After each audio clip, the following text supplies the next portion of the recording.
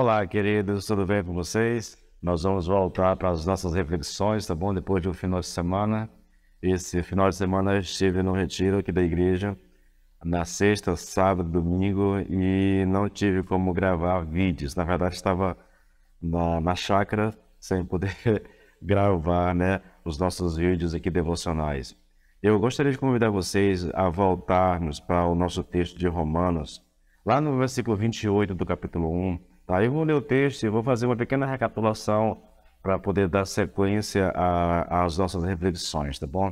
O texto diz assim: e por haverem desprezado o conhecimento de Deus, o próprio Deus os entregou a uma disposição mental reprovável para praticarem coisas inconvenientes. Esse texto eu dividi ele em três partes, da forma de acordo com o texto, tá?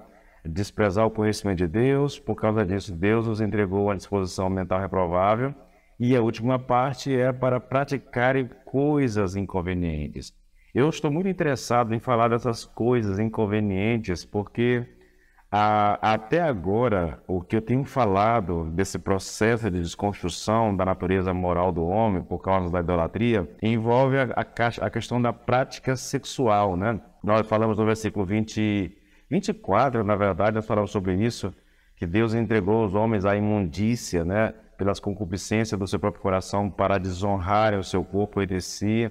Depois nós falamos nos versículos 20 e 26 que Deus os entregou a paixões infames, porque até as mulheres mudaram o modo natural de suas relações íntimas por outro, contra a natureza.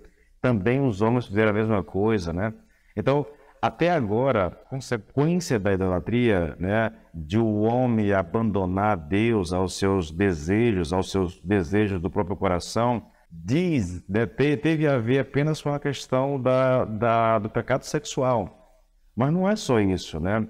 E eu quero fazer aqui uma ênfase, eu quero dar uma ênfase aqui, na verdade, ao fato de que quando as pessoas estudam esse texto, elas enfatizam demais o pecado homossexual e meio que deixa de lado as outras coisas apontadas aqui, os outros pecados apontados aqui. Eu já disse a vocês em vídeos anteriores que todo tipo de pecado na área sexual é, de certa forma, uma consequência da ira de Deus, do juízo de Deus sobre a humanidade, sobre os seres humanos, tá? É por causa do homem se afastar de Deus, é porque o homem abandona Deus, vira as costas para Deus, que Deus vai removendo essas barreiras, né? Os entraves morais que mantém o homem em linha. Então Deus vai removendo e o homem vai mergulhando cada vez mais na prática pecaminosa. Nesse caso, até agora, querido, nós estamos tratando do pecado sexual.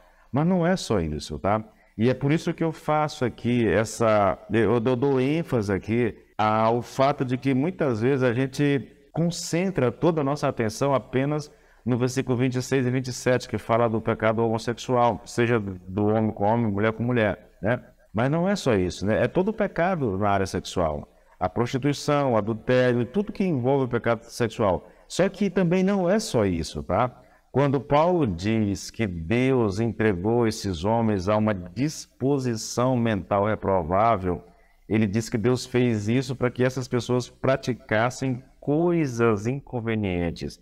E aí ele passa a descrever quais são essas coisas inconvenientes. Versículo 29 ele diz assim: cheios de toda injustiça, malícia, avareza, maldade, possuídos de inveja, homicídio, contenda, dolo e malignidade, sendo difamadores, caluniadores, aborrecidos de Deus, insolentes, soberbos, presunçosos, inventores de males, desobedientes aos pais, insensato, pérfidos, sem afeição natural e sem misericórdia. E ele encerra esse texto dizendo uma das coisas mais terríveis que se pode imaginar, querida, a respeito do ser humano.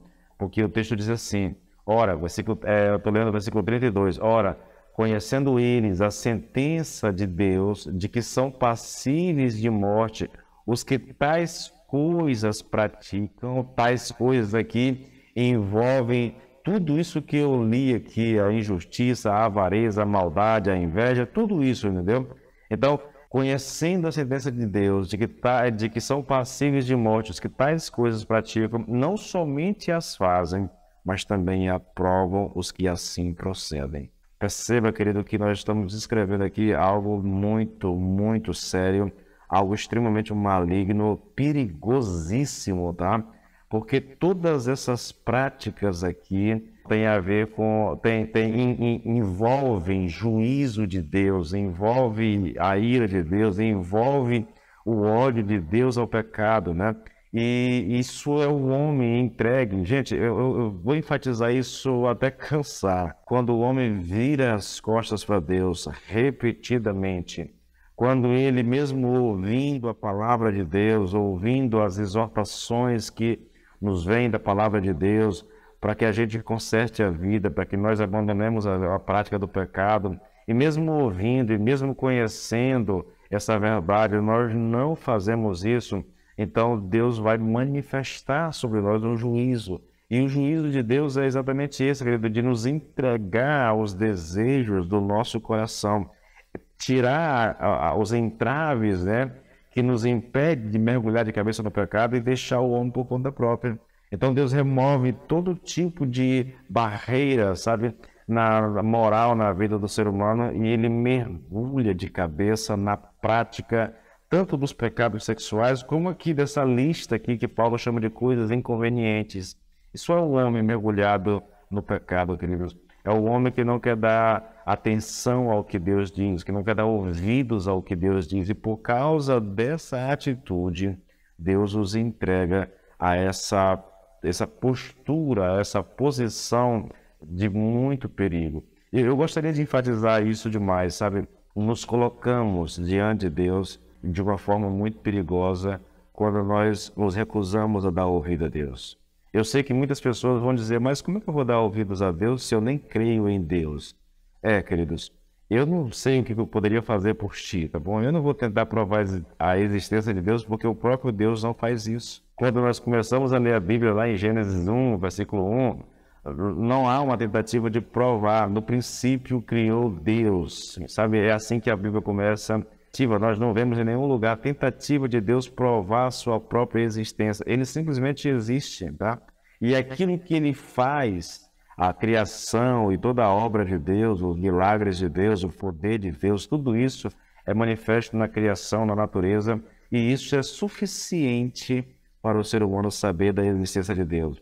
Na verdade, é meio estranho dizer que exista alguém completamente incrédulo que não crê em Deus. O texto que nós estamos lendo aqui em Romanos, capítulo 1, diz respeito exatamente a isso. Eles conhecem, eles sabem, a própria natureza é um testemunho da existência de Deus. O homem tem consciência disso. O problema do homem não é exatamente ser ateu ou ser incrédulo. O problema do homem é o próprio Deus, porque a existência de Deus implica, queridos, em moralidade, em obediência, sabe? A existência de Deus é um problema para muito ser humano, porque se eu creio que existe um Deus, então eu preciso crer também na sua palavra, eu preciso crer também naquilo que ele diz a nós, sabe? E isso implica em vida reta, em moralidade, em fazer as coisas da maneira correta, porque há um Deus no céu. Então o homem tenta de todas as formas se desvencilhar disso, mas ele não consegue, né? E por causa disso ele diz, eu sou ateu, eu sou incrédulo, eu não creio em Deus, eu não faço isso, eu não aquilo. Então, no fundo, o que o homem tenta é viver a vida como ele quer. E é exatamente isso que Deus vai dar a ele, a possibilidade de viver a vida da forma como ele quer. É isso que Deus vai fazer com o ser humano. Dá a ele o que ele quer realmente. E não há coisa mais perigosa do que isso, eu posso afirmar a vocês. A pior coisa que pode acontecer ao ser humano é ele viver a sua vida da forma como ele quer viver. Ah, querido, vocês não têm noção do perigo que é isso.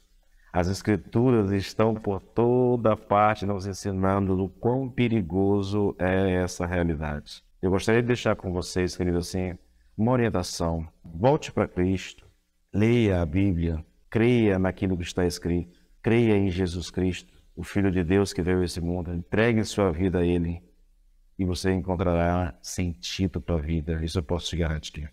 Tá bom? Deus abençoe vocês.